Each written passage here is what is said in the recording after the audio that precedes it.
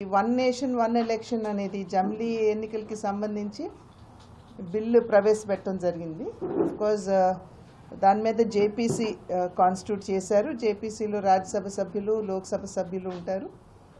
And వీళ్ళందరూ కూడా ప్రతి పార్టీ నాయకులతోటి అందరితోటి మాట్లాడి వారి యొక్క అభిప్రాయ సేకరణ చేసి ఆ తర్వాత దాన్ని పార్టీకి ప్రభుత్వానికి అందించిన తర్వాత దానికి సంబంధించినటువంటి విధి విధానాలు అన్నీ కూడా రూపకల్పన చేయడం జరుగుతుంది. సో ఆ ప్రక్రియ అయితే ఇప్పుడు స్టార్ట్ అయిపోయింది. ఆల్రెడీ మొన్న అనౌన్స్ చేశారు. ఇంచుమించుగా ఒక 30 మందితోటి జేపీసీ వేయటం జరిగింది. అదేవిధంగా మొన్న బాబాసాహెబ్ అంబేద్కర్ గారి మీద భారతీయ జనతా పార్టీ అగౌరవపరిచింది అనేటువంటి ఒక అంశాన్ని తీసుకుని పార్లమెంట్లో ఏ రకమైనటువంటి బిజినెస్ కూడా కానివ్వకుండా ప్రతిపక్షం అడ్డుపట్టడం జరిగింది. ఇవాళ మీ అందరికీ కూడా, మీ మాధ్యమంగా ప్రజలందరికీ కూడా తెలియజేసేటువంటి విషయం, బాబాసాహెబ్ అంబేద్కర్ గారిని అమితంగా గౌరవించేటువంటి పార్టీ భారతీయ జనతా పార్టీ. అనేక సందర్భాల్లో నరేంద్ర మోడీ గారు కూడా చెప్పారు, నేను ఈ స్థాయికి ఎదగగలిగాను అని అంటే అది బాబాసాహెబ్ అంబేద్కర్ గారు పెట్టినటువంటి రిజర్వేషన్ల వల్లనే నేను ఇవాళ ఈ స్థాయికి ఎదగగలిగానని చెప్పి వారు కూడా స్వయంగా చెప్పడం జరిగింది. ఎన్నికల సందర్భంలో ఒక దుష్ప్రచారం చేశారు భారతీయ జనతా పార్టీ. అదేవిధంగా ఎన్డీఏ కూటమి అధికారంలోకి వస్తే రాజ్యాంగాన్ని ఎత్తివేస్తారు అనేటువంటి అంశాన్ని చాలా గట్టిగా ప్రచారం చేయడం జరిగింది. వాళ్ళు మనం చూసినట్లయితే రాజ్యాంగాన్ని మార్చే అధికారం ఏ ఒక్క పార్టీకో ఒక్క వ్యక్తికో లేదు. పార్లమెంట్లో అందరూ ఒప్పుకున్న తర్వాతే ఏదైనా అమెండ్మెంట్స్ చేయాలన్నా ఏదైనా కానీ మనం చేసుకోవచ్చు. నిజంగా చూడాలంటే రాజ్యాంగానికి 106 అమెండ్మెంట్స్ జరిగాయి, అంటే మార్పులు చేర్పులు జరిగాయి. చాలా వరకు కూడా యూపీఏ ప్రతిపక్ష పార్టీ అధికారంలో ఉన్నటువంటి సందర్భంలోనే అనేక సందర్భాలు దగ్గర 90 పైచిలుకు సార్లు వారు అధికారంలో ఉన్నప్పుడే రాజ్యాంగానికి మార్పులు చేయటం జరిగింది. వారు చేసినటువంటి మార్పులు కనుక మనం చూసినట్లయితే ఎమర్జెన్సీని ప్రవేశపెట్టడానికి, లేదా ప్రజాస్వామ్యంగా ఎన్నుకోబడినటువంటి ప్రభుత్వాన్ని కూల్చడానికి, ఆ రకమైనటువంటి అంశాలు తీసుకుని, అంటే స్వలాభం ఉన్నది అని అనుకుంటేనే రాజ్యాంగ సవరణ చేయటం జరిగింది. కానీ భారతీయ జనతా పార్టీ అధికారంలో ఉన్నన్ని పర్యాయాలు ఏవైతే అమెండ్మెంట్స్ జరిగాయో వాటి మీద కనుక ఒక్కసారి మనం దృష్టి కేంద్రీకరించినట్లయితే బీసీ కమిషన్కి నిన్న మొన్నటి వరకు రాజ్యాంగ హోదా లేదు, కానీ ఇవాళ దానికి కాన్స్టిట్యూషనల్ లీగాలిటీ ఇవాళ ఎన్డీఏ కూటమి కల్పించింది. అదేవిధంగా నిన్న మొన్న ప్రవేశపెట్టినటువంటి నారీ శక్తి వందన్ అధినియం, అంటే 33% రిజర్వేషన్లు మహిళలకి కల్పిస్తూ ఏదైతే ఉందో అమెండ్మెంట్స్ చేయటం జరిగింది. కనుక భారతీయ జనతా పార్టీ నాయకత్వంలో ఉన్నటువంటి ఎన్డీఏ ప్రభుత్వం ఏవైతే అమెండ్మెంట్స్ చేసిందో అది దేశంలో ఉన్నటువంటి పౌరులకి, అదేవిధంగా కొన్ని వర్గాలకి న్యాయం చేయాలి అనేటువంటి భావనతోటి చేసినటువంటి సవరణలే కానీ ఇంతకుముందు చేసినట్లు వాళ్ళకి ఉపయోగపడేటువంటి సవరణలు ఎప్పుడు కూడా ఎన్డీఏ ప్రభుత్వం చేయలేదు. ఇది ప్రజలు ప్రధానంగా గుర్తించవలసినటువంటి విషయం. కనుక ఇవాళ భారతీయ జనతా పార్టీ నాయకత్వంలో ఉన్న ఎన్డీఏ ప్రభుత్వం రాజ్యాంగాన్ని మార్చి వేస్తుంది అనేటువంటి తర్కం ఏదైతే వారు తీసుకొస్తున్నారో ఇది సంపూర్ణంగా నిరాధారమైంది. అటువంటి ఆలోచన అసలు ఎన్డీఏ ప్రభుత్వానికి లేదు, భారతీయ జనతా పార్టీకి అంతకన్నా లేదు అని చెప్పి తెలియజేస్తున్నారు. అదేవిధంగా బాబాసాహెబ్ అంబేద్కర్ గారిని అమితంగా గౌరవించే పార్టీ భారతీయ జనతా పార్టీ అని నేను ఇందాక చెప్పాను. బాబాసాహెబ్ అంబేద్కర్ మా నాయకుడు అని చెప్పి అనేక సందర్భాల్లో కాంగ్రెస్ పార్టీ చెప్పుకున్నారు. కానీ వారికి భారత రత్న ఎందుకు ఇవ్వలేదు అని చెప్పి మేము ప్రశ్నించాం. వారే ఈ 75 సంవత్సరాల స్వాతంత్రానంతరం చూసినట్లయితే 75 సంవత్సరాలు 65 సంవత్సరాలు వాళ్ళే అధికారంలో ఉన్నారు. కానీ వాళ్ళు బాబాసాహెబ్ అంబేద్కర్ గారికి ఎప్పుడు భారతరత్న ఇవ్వాలి అన్న ఆలోచన కూడా వారికి రాలేదు. అది వాజ్పేయి గారు హయాంలో వారికి భారతరత్న ఇచ్చినటువంటి విషయాన్ని ఇక్కడ ప్రజలందరూ కూడా గమనించాలి. అదేవిధంగా వారి జీవితంతో ముడిపడినటువంటి 5 ప్రాంతాలు, వారు జన్మించిన ఇల్లు, అది ఇల్లు, అదేవిధంగా వారు విద్య అభ్యసించినటువంటి ఇల్లు, వారు మినిస్టర్గా బాధ్యతలు స్వీకరించిన తర్వాత వారు ఉన్నటువంటి గృహం, అదేవిధంగా వారు నిర్మాణం పొందినటువంటి ఆ ఇల్లు, చివరికి లండన్లో వారు లాయర్గా విద్యను అభ్యసించినటువంటి ఇంటిని కూడా కొనుగోలు చేసి ఈ 5 కూడా పంచతీర్థాలుగా నామకరణం చేసి వాటిని అభివృద్ధి చేసింది కూడా భారతీయ జనతా పార్టీ నాయకత్వంలో ఉన్న ఎన్డీఏ ప్రభుత్వమే. అందులోనూ అనేక సందర్భాల్లో నేను ఇందాక చెప్పాను, నరేంద్ర మోడీ గారు స్వయంగా చెప్పినటువంటి విషయం, నేను ఈ స్థాయికి వచ్చానంటే వారు ఇచ్చినటువంటి రిజర్వేషన్ మాధ్యమంగానే నేను వచ్చానని చెప్పి వారు కూడా చెప్పడం జరిగింది. వారిలాగా ఇప్పుడు కాంగ్రెస్ పార్టీ లాగా రాజ్యాంగాన్ని జేబులో పెట్టుకుని ఎప్పుడు కూడా భారతీయ జనతా పార్టీ ఆ రకంగా వ్యవహరించలేదు. రాజ్యాంగాన్ని ఎప్పుడు శిరస్సు వంచి రాజ్యాంగానికి నమస్కరించిన తర్వాతే ముందుకు వెళ్ళినటువంటి పార్టీ భారతీయ జనతా పార్టీ. కనుక రాజ్యాంగాన్ని కానీ అదేవిధంగా బాబాసాహెబ్ అంబేద్కర్ గారిని అగౌరవపరచడం అనేది భారతీయ జనతా పార్టీ ఎప్పుడు చేయదు. మరి మీరు చరిత్ర కనుక తిరిగి చూసుకున్నట్లయితే బాబాసాహెబ్ అంబేద్కర్ గారిని ఘోరాతి ఘోరంగా అవమానపరిచింది ఎవరు అని కూడా మనం ఇక్కడ ఒక్కసారి స్మరించుకోవాలి, గుర్తు తెచ్చుకోవాలి. బాబాసాహెబ్ అంబేద్కర్ గారిని 2 పర్యాయాలు వారు ఎలక్షన్స్లో కంటెస్ట్ చేసినా కూడా వారికి అపోజిషన్ క్యాండిడేట్ని నిలబెట్టి కావాలని బాబాసాహెబ్ అంబేద్కర్ గారిని ఓడించినటువంటి చరిత్ర కాంగ్రెస్ పార్టీకి ఉన్నది. వారు హిందూ కోడ్ బిల్ ఎప్పుడైతే ప్రవేశపెట్టాలి అని చెప్పారో ముందు నెహ్రూ గారు ఒప్పుకున్నా ఆ తర్వాత దాన్ని ప్రవేశపెట్టకుండా దాటేశారు.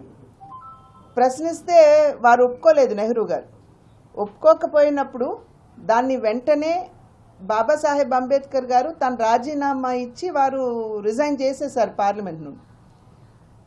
ఆ తర్వాత వచ్చినటువంటి ఎన్నికల్లో నేను చెప్పినటువంటి ఆ 2 ఎన్నికల్లో కూడా బాబాసాహెబ్ అంబేద్కర్ గారిని కాంగ్రెస్ పార్టీ గెలవనివ్వలేదు, వారిని పార్లమెంట్లోకి రానివ్వలేదు.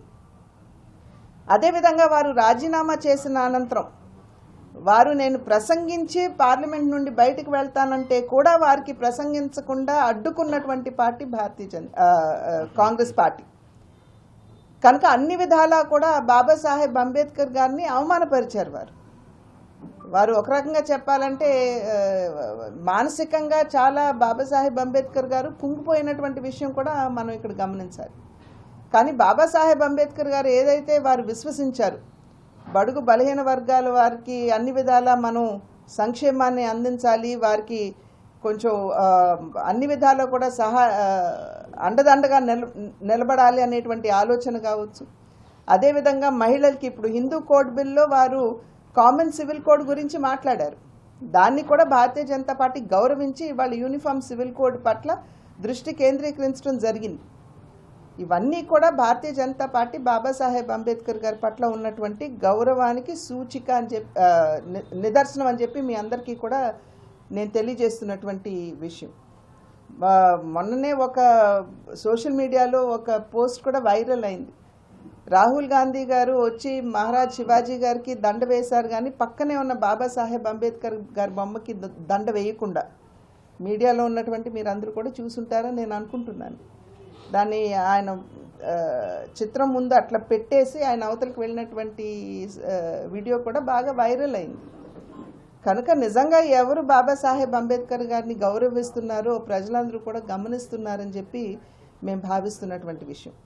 ఆ సందర్భంలో పార్లమెంట్ నడవనివ్వకుండా ప్రజా సమస్యలు ఏవైతే ఉన్నాయో చర్చకు రావాల్సినటువంటి ఒక గొప్ప దేవాలయం పార్లమెంట్ అయితే దాన్ని నడవనివ్వకుండా బాగా ఇబ్బంది పెట్టి అసలు ఎటువంటి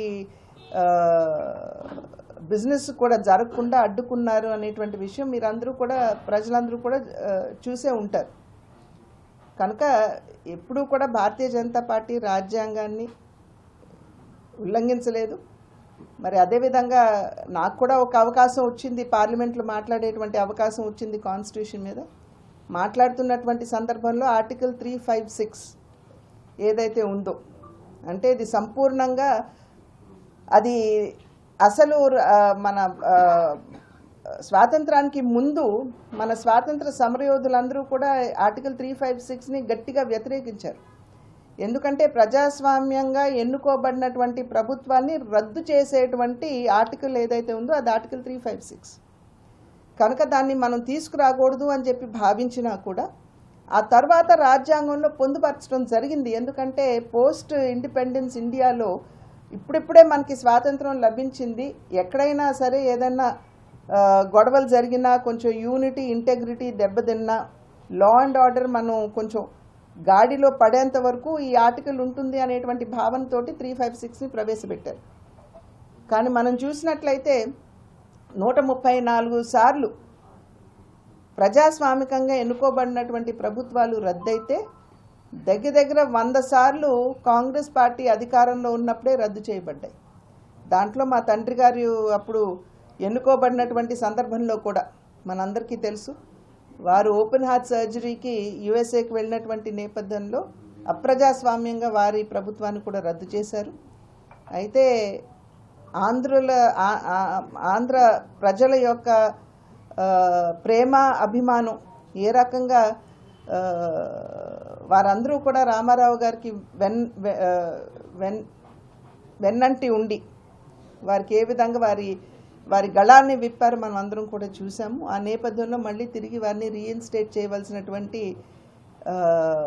ఒక ప్రెషరు కాంగ్రెస్ ప్రభుత్వం మీద ఏర్పడింది. అప్పట్లో ఇందిరాగాంధీ గారు ప్రధానిగా ఉన్నటువంటి సందర్భం కనుక దాన్ని కూడా ఏ విధంగా అప్రజాస్వామికంగా వాడుకున్నారో మనందరికీ తెలుసు. చరిత్ర దీనికి సాక్ష్యం. కనుక ఎప్పుడు కూడా భారతీయ జనతా పార్టీ రాజ్యాంగాన్ని ఉల్లంఘించడం కానీ, రాజ్యాంగాన్ని మార్చాలి అనేటువంటి భావన కానీ ఎప్పుడు కూడా భారతీయ జనతా పార్టీకి లేదు. బాబాసాహెబ్ అంబేద్కర్ గారి పట్ల అమితమైనటువంటి గౌరవం మాకుంది. దీన్ని పక్కదోవ పట్టించడానికి ఇప్పుడు ఏవైతే ప్రతిపక్ష పార్టీలు ఉన్నాయో వారందరూ కూడా ఏదైతే నడుం బిగించి ఉన్నారో వాటిని ప్రజలు ఖచ్చితంగా తిప్పికొడతారని చెప్పి మేము భావిస్తున్నాం. మేము ఇప్పుడు ఉన్నటువంటి కూటమిలో మేము కూడా భాగస్వాములుగా ఉన్నాం. అండ్ ఎప్పటికప్పుడు క్షేత్రస్థాయిలో ఉన్నటువంటి పరిస్థితులు ప్రభుత్వం దృష్టికి తీసుకువెళ్ళవలసినటువంటి బాధ్యత మిత్రపక్షంగా మా మీద కూడా ఉన్నది. కనుక ఎప్పటికప్పుడు క్షేత్ర స్థాయిలో ఉన్నటువంటి ఇష్యూస్ మేము ముఖ్యమంత్రి గారి దృష్టికి మేము తీసుకువెళ్తున్నాం పార్టీ పరంగా. అదేవిధంగా అధికారుల విషయం అంటారా, ఏకతాటిన ఒకేసారి కాదు కదండి, ఎప్పటికప్పుడు సమీక్షించుకుంటూ ఎక్కడ మార్పులు చేర్పులు చేయాలో ప్రభుత్వానికి తెలుసు, ముఖ్యమంత్రి గారికి తెలుసు. వారు ఖచ్చితంగా చేస్తారు. మొదటి నుండి కూడా భారతీయ జనతా పార్టీ చెప్తున్నటువంటి విషయమే 1 నేషన్ 1 ఎలక్షన్ అనేది. దానికి సంబంధించి ప్రవేశపెట్టాం. మొన్న జమిలీ ఎన్నికలకు సంబంధించినటువంటి బిల్లు లోక్సభలో ప్రవేశపెట్టడం జరిగింది. దాని మీద జేపీసీ కూడా వేయటం జరిగింది. ఈ జేపీసీ చాలా వైడ్గా అందరితోటి కన్సల్టేషన్స్ చేస్తుంది. అది రాజకీయ పార్టీలు కావచ్చు, నాయకులు కావచ్చు, లేదా ప్రజలు కూడా వారికి ఉన్నటువంటి అనుమానాలు, భావాలు అన్నీ కూడా వారికి రాయొచ్చు. ఇవన్నీ పరిగణలోకి తీసుకున్న తర్వాత మళ్ళీ తిరిగి దాని మీద విధి విధానాలు ఏ విధంగా ఉండాలి అనేటువంటి ఒక నిర్ధారణకు వచ్చిన తర్వాత విధి విధానాన్ని రూపొందించడం, బిల్లును ప్రవేశపెట్టడం జరుగుతుంది. అప్పుడు మళ్ళీ తిరిగి పార్లమెంట్లో చర్చ అనేది జరుగుతుంది. దాని మీద ఓటింగ్ అడిగితే ఓటింగ్ కూడా చేయడం జరుగుతుంది. ఆ ప్రక్రియ అంతా అయిన తర్వాతే జమిలీ బిల్లు వస్తుంది. తెలుగు రాష్ట్రాల్లో ఇప్పుడు బాగా కేవలం చర్చనీయాంశమైంది అల్లు అర్జున్ అంశం. ఇంకా ఇప్పుడు కూడా అది కంటిన్యూ అవుతానే ఉంది. దానికి సంబంధించి వారు ఆల్రెడీ పిలిచినట్టున్నారండి. వారిని అల్లు అర్జున్ గారిని రమ్మన్నట్టున్నారు ఎంక్వైరీ కోసం. వారి ఏదైతే వారి స్టేట్మెంట్ ఉంటుందో అదంతా కూడా ఇవాళ రికార్డ్ అవుతుంది. ప్రజలందరూ కూడా చూస్తున్నారు జరుగుతున్నటువంటి. ఏదేమైనప్పటికీ కూడా ఇప్పుడు ఏదైతే ఎంక్వైరీ జరుగుతుందో, ఎంక్వైరీ జరిగిన తర్వాత డెఫినెట్ గా దాని మీద యాక్షన్ అనేది ఉంటుంది అనేది నేను అనుకుంటున్నాను. అసెంబ్లీలో ఘాటుగా మాట్లాడటం, ఆ తర్వాత ఆయన అల్లు అర్జున్ గారు మీడియా సమావేశంలో మాట్లాడిన తర్వాత ఇంకా తీవ్రంగా ఈ అంశాలు నడుస్తూనే ఉంది. దీనికి ఇప్పటికి కూడా 10 లక్షల రూపాయలు 25 లక్షల రూపాయలు ప్రకటిస్తే 10 లక్షలే మాకు అందినాయి అని బాధిత కుటుంబం సంబంధించిన వ్యక్తి కూడా చెప్పారు. ఆ విషయాలన్నీ ఆర్థిక సాయం వీటన్నిటిలోకి వెళ్ళదలుచుకోలేదండి నేను. అక్కడ డెఫినెట్గా ఏమిటంటే అల్లు అర్జున్ గారు ఒక యాక్టర్గా వస్తున్నటువంటి సందర్భంలో పోలీసు అక్కడ ప్రొటెక్షన్ అనేది డెఫినెట్గా అక్కడ కల్పించాలి. ఒక్క నిమిషం అక్కడ కల్పించాలి. అక్కడ ఎక్కడో అది ఏమన్నా లోపించిందా అనేది చాలామందికి అనుమానం ఉంది. తగినంత స్థాయిలో అక్కడ పోలీస్ ప్రొటెక్షన్ లేదేమో అనేటువంటి అనుమానం చాలా ఉంది. ఆ సందర్భంలో ఒక పేరున్నటువంటి యాక్టర్ వస్తున్నటువంటి సందర్భంలో ఏ రకంగా తొక్కిసలాట జరుగుతుందో అందరికీ తెలుసు. దానికి ముందుగానే ప్రిపేర్డ్గా ఉండాలి. సో ఆర్థిక సాయం అంటారా, అది వాళ్ళకి సంబంధించినటువంటి విషయం. దాని మీద నేను స్పందించవలసినటువంటి అవసరం. వాళ్ళు ముఖ్యమంత్రి గారిని కలవాలని అనుకుంటున్నారు, వాళ్ళు చర్చించుకుంటారు. ప్రజల ఎమోషన్స్ ఎలా ఉన్నాయంటే ఇప్పుడు ఉమ్మడి నాయకుల మీద వేధింపులు చేసిన పెద్దిరెడ్డి రామచంద్ర మందకొడి గారు స్టేషన్కి సంబంధించి వాళ్ళు ముందు వెస్ట్ సైడ్ డెవలప్మెంట్ అని అనుకున్నారు. మనం గట్టిగా వాళ్ళతో పట్టుబట్టి సిటీ అంతా కూడా మనకి ఈస్ట్ వైపు నుండి మనకి డెవలప్మెంట్ ఈస్ట్ వైపు కావాలంటే డిజైన్స్ మార్చి రీడిజైనింగ్ చేయాల్సి వచ్చింది. ఆ రీడిజైన్ చేసినటువంటి సందర్భంలో ఇంకొంత వ్యయం పెరిగేటువంటి అవకాశం ఉంది. అంటే మనకి ఏదైతే అనుమతులు ఉన్నాయో దానికంటే కూడా అధిగమించి ఇప్పుడు వ్యయం పెరిగేటువంటి అవకాశం ఉంది. రైల్వే బోర్డుకు ఆల్రెడీ ఇవన్నీ కూడా వెళ్ళాయి. రైల్వే బోర్డులో చర్చించిన తర్వాత వన్స్ దే అప్రూవ్ వెంటనే అది ఆచరణలో పెడతారు. నేను ఆల్రెడీ రైల్వే బోర్డు తోటి అశ్విని వైష్ణవ్ గారితో కూడా మాట్లాడటం జరిగింది. అదేవిధంగా కొవ్వూరు నిడదవోలు ట్రైన్లకు సంబంధించి కూడా స్టాపేజ్ ఏదైతే ఉందో కోవిడ్కి ముందు ఉన్నటువంటి ట్రైన్లు ఆపేశారు. వాటికి సంబంధించి కూడా నేను ఇప్పటికీ 2 సార్లు అశ్విని వైష్ణవ్ గారిని కలిశాను. మళ్ళీ రేపు 30ని వెళ్తున్నాను, వారిని అడిగాను సమయం, మళ్ళీ ఒకసారి 1-to-1 మాట్లాడటానికి. సో ఇవన్నీ కూడా మేము ఎప్పటికప్పుడు మేము టేకప్ చేస్తాం.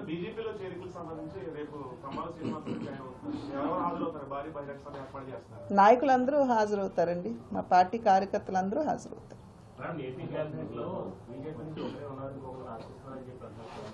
ఎవరు చెప్పారు? మార్పులు చేర్పులు జరిగినప్పుడు ముఖ్యమంత్రి గారితో చర్చించుకున్నాం. ఇది 3 పార్టీల మధ్యన జరిగేటువంటి చర్చ కదండి. ఆ సమయం వచ్చినప్పుడు మూడు పార్టీలు చర్చించుకుంటాయి. ఏ విధంగా సత్యకుమార్ గారిని మంత్రి గారు చేసేటప్పుడు మాతో చర్చించారు, అదే విధంగా ఈసారి కూడా చర్చలు జరుగుతాయి.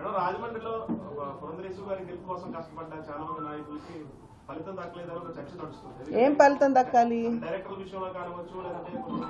చూడండి, పొత్తులో ఉన్నటువంటి సందర్భంలో there is a sharing pattern ఉంది.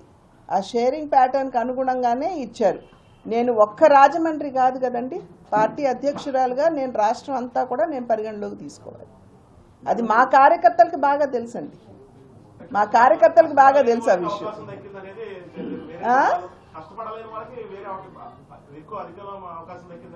అట్లా ఎప్పుడూ లేదండి. ఏదైనా సరే పార్టీలో మాకు పద్ధతి ఉంది. సంఘటనా మంత్రి ఒకరు ఉంటారు, పార్టీ అధ్యక్షురాలు ఉంటారు, పైన శివప్రకాష్ గారు ఉంటారు.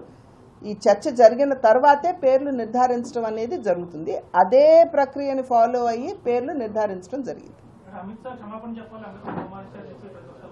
వాళ్ళని చెప్పానండి, నేను ఇందాక వివరంగా చెప్పాను ఏ విధంగా బాబాసాహెబ్ అంబేద్కర్ గారిని అవమానపరిచిందో కాంగ్రెస్ పార్టీ నేను చెప్పడం జరిగింది. వారు క్షమాపణ చెప్పమనండి, ముందు వారు చెప్పాలి కదా. మేక్ ఇన్ ఇండియా, భారత డిజిటల్ అని చెప్తున్నారు. ఇక్కడ స్థానికంగా ఐటీ విద్యార్థులు 3 ఏళ్ల మట్టి అసలు డ్రైవ్ లేదు మేడం గారు. ఇక్కడ ఉద్యోగాలు కానీ ఐటీ ఉద్యోగాలు సాధారణంగా క్యాంపస్ సెలెక్షన్ జరుగుతుందండి. ఇప్పుడు లేవు మేడం గారు, 3 ఏళ్ల మట్టి ఆగిపోయి. క్యాంపస్ సెలెక్షన్ జరుగుతుంది. ఇది ఎవరో బయట నుండి గబగబా వచ్చి చేసేది కదా. సాధారణంగా మేనేజ్మెంట్ వాళ్ళు కంపెనీస్తో ఉన్నటువంటి ఒప్పందం ప్రకారం ఆ కంపెనీస్ వచ్చి ఎక్కడ క్యాంపస్ సెలెక్షన్ అనేది జరుగుతుంది. బట్ డెఫినెట్గా ఏంటంటే ఎంప్లాయ్మెంట్ జనరేషన్కి రాజమండ్రిలో ఏమి చెయ్యాలి అనేటువంటి విషయంపై పార్టీ దృష్టి పెట్టడం జరిగింది. ఎంపీగా కూడా నేను చర్చించడం జరిగింది. టూరిజం డెవలప్మెంట్ అనేది జరగాలి, టూరిజంలో మంచి ఎంప్లాయ్మెంట్ ఆపర్చునిటీస్ ఖచ్చితంగా ఉంటాయి. ఆ విధంగా ఇక్కడ ఉన్నటువంటి కలెక్టర్ గారితో, ఎమ్మెల్యేలతోటి, మా పార్టీకి చెందినటువంటి నాయకులతో కూడా చర్చిస్తున్నాం. ఎమ్మెల్యేగా గుత్తి చౌదరి గారు అసెంబ్లీలో మాట్లాడుతూ గోదావరి జిల్లాలకి కేంద్రంగా ఉన్న రాజమండ్రిలో ప్రతిష్టాత్మక విద్యా సంస్థలు కేంద్రమే కావచ్చు, రాష్ట్రంగా ఒకటంటే ఒకటి కూడా లేదు, దాని మీద దృష్టి పెట్టనున్నారు. తమరు కూడా ఏమన్నా తీసుకెళ్లే అవకాశం ఉందా? అంటే ఇక్కడ ఉన్నటువంటి అవకాశాలను బట్టి అడగాలండి, ఏదైతే ఇక్కడ ఉపయోగపడుతుందో అడగాలి. ఇప్పుడు రాష్ట్ర విభజన జరిగినప్పుడు ఎవరన్నా ఊహించారా అండి ఒకేసారి ఇన్ని నేషనల్ ఇన్స్టిట్యూషన్స్ వస్తాయని ఎవరిని ఊహించారా? IIT, IIM, NIT, IISER, NISER, customs and excise సంబంధించినటువంటిది ఇలా ఎన్ని ఇన్స్టిట్యూషన్స్ తీసుకొచ్చాం. సో దానికి అనువుగా ఏదైతే డెఫినెట్గా ఇక్కడ అవసరమో దాని మీద దృష్టి పెడుతూ అవసరమైన దాన్ని తీసుకొచ్చే విధంగా కృషి చేస్తాం. మేడం, మీరు మన పార్లమెంట్ సమావేశాల్లో కూడా హృదయ పథకం కోసం మాట్లాడారు కదా, రాజమండ్రి హృదయ పథకంలో చర్చలు అయ్యే అవకాశం ఉంది? ఫాలోఅప్ చేయాలండి, డెఫినెట్గా ఫాలోఅప్ చేస్తాను. అదేవిధంగా మనకి ఎర్ర కాలువకు సంబంధించి కూడా దాని ఆధునీకరణ గురించి కూడా నేను రేజ్ చేయడం జరిగింది. కలెక్టర్ గారిని కూడా, మన ప్రశాంతి గారిని కూడా నేను అడిగాను దానికి సంబంధించినటువంటి డీటెయిల్డ్ రిపోర్ట్, అంటే ఆ డిపిఆర్ నాకు ఇచ్చినట్లయితే నేను అక్కడ పర్సూ చేసుకుంటానని. ఎందుకంటే డిపిఆర్ లేకుండా నేను అక్కడ పర్సూ చేయలేను కనుక వారు కూడా, ప్రశాంతి గారు కూడా నేను తప్పకుండా నేను డిపిఆర్ ఇస్తాను అని చెప్పారు. 184 కిలోమీటర్లు మన ఎర్ర కాలువ, దగ్గర 27,000 పైచిలకి ఎకరాలకి సాగునీరు అందిస్తుంది. మొన్న వచ్చినటువంటి వరదల్లో మనం చూసాం ఏ విధంగా దాన్ని మోడర్నైజ్ చేసుకున్నటువంటి సందర్భంలో ఎంత మనం ఇబ్బంది పడ్డామో, నష్టపోయామో మనం అందరం కూడా ప్రత్యక్ష సాక్షులం కనుక ఆ విషయాన్ని కూడా నేను అక్కడ రేస్ చేశాను. మీ హయాంలో విమానం ఢిల్లీ బాంబే వేశారు కానీ అంతగా ప్రచారం మీరు చేయలేకపోయారు ఏంటంటే, అసలు మీ వర్గం కానీ అంత మంచి కార్యక్రమం చేపట్టి ప్రచారంలో వెనకబట్టి ప్రచారం అంటే ఇప్పుడు ప్రయాణికులే మాకు ప్రచారం అండి. ప్లస్ అవును, రామ్మోహన్ గారు వచ్చారు, ఆయన స్వయంగా మంత్రి గారు వచ్చారు, దాన్ని ఓపెన్ చేశారు. ఇంకా అంతకంటే పని చేసిన తర్వాత మాట్లాడటం వేరండి, ఏదో జరగబోతుంది అని చెప్పడం వేరు, చేసిన తర్వాత మాట్లాడటం నా నైజం. ఇంకోటి చివరిగా మీ జిల్లా వర్గంలో 60 ఏళ్ళు ఏదో వయసు పరిమితి పెట్టారట, అది మా అంతర్గత విషయం అండి. ఓకే, వాజ్పేయి గారి శత జయంతి అండి. ఇందాక ఒక విలేకరి అడుగుతున్నారు గోకవరంలో జాయినింగ్స్ గురించి. పెద్ద ఎత్తున వాజ్పేయి గారి జన్మదినం రోజున ఇది జరగటం అనేది నిజంగా ఇది మేము అందరం కూడా ఆనందించి స్వాగతిస్తున్నటువంటి విషయం. వాజ్పేయి గారు ఏ విధంగా సుపరిపాలన దేశానికి అందించారో మనందరికీ తెలుసు. వారి హయాంలోనే ఈ ప్రధాన్ మంత్రి సడక్ యోజన కావచ్చు, ఇవన్నీ కూడా వారు ఆనాడు తీసుకురావటం. అదే సర్వశిక్ష అభియాన్ రూపంలో ఉచిత విద్యని బిడ్డలందరికీ 6 సంవత్సరాల నుండి 14 సంవత్సరాల పిల్లలకి అందరికీ కూడా ఉచిత విద్యను తీసుకురావడం, అవినీతి రహిత పాలనని వారు అందించడం, పోఖ్రాన్ న్యూక్లియర్ టెస్ట్ ఏదైతే ఉందో దాన్ని జరిపి భారతదేశం కూడా ఒక శక్తివంతమైనటువంటి దేశం అని చెప్పి నిరూపించడం, ఇవన్నీ కూడా వాజ్పేయి గారి హయాంలో జరిగినటువంటి విషయాలు. ఇది అందులోనూ మాకు భారతీయ జనతా పార్టీకి వ్యవస్థాపకుల్లో వారు కూడా ముఖ్యులు. ఒక రకంగా చెప్పాలంటే ఏదైతే ఇప్పుడు సభ్యత్వ నమోదు కార్యక్రమం జరుగుతుందో ఇది వారికి నిజమైనటువంటి శ్రద్ధాంజలిగా మేము భావిస్తున్నాం. ఎందుకంటే వారి కళ ఏదైతే ఉందో ప్రతి బూత్లో భారత్ మాతాకి జై అని నినదించేటువంటి కార్యకర్త ఉండాలి అనేటువంటి భావన, ఆలోచన వారికి ఏదైతే ఉందో దాన్ని నిజం చేస్తూ ఇవాళ కార్యకర్తలందరూ కూడా శ్రమిస్తున్నటువంటి నేపథ్యం. ఇవాళ ఆంధ్ర రాష్ట్రంలో 25 లక్షల సభ్యత్వాన్ని మేము నమోదు చేసుకున్నాం. ఇందాక చెప్పినట్లుగా సంస్థాగతపరమైనటువంటి అంశాల మీద దృష్టి పెడుతూ ఎలక్షన్కి ప్రజాస్వామ్యబద్ధంగా పార్టీలో ఎన్నికలు నిర్వహించుకుని మేము సంస్థాగతంగా కూడా ఆర్గనైజేషన్ పటిష్టపరుచుకుంటాం. ఇదంతా కూడా రేపు 25వ తారీఖు నుండి మాకు సంస్థాగతంగా అటల్ బిహారీ వాజ్పేయి గారికి నివాళిగా మేము ఈ కార్యక్రమాలన్నీ కూడా చేపడతాం.